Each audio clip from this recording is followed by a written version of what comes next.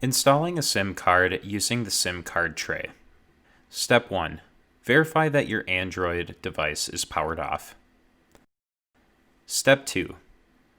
Look for and identify the SIM card tray, which is usually located on the front side of your device.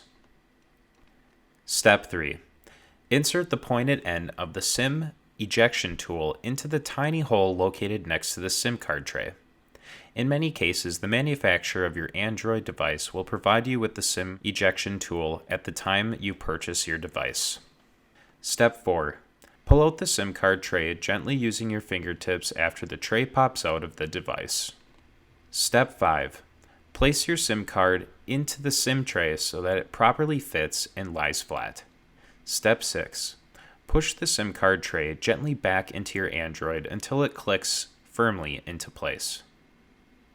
Your SIM card will now be installed and ready for use in your Android device.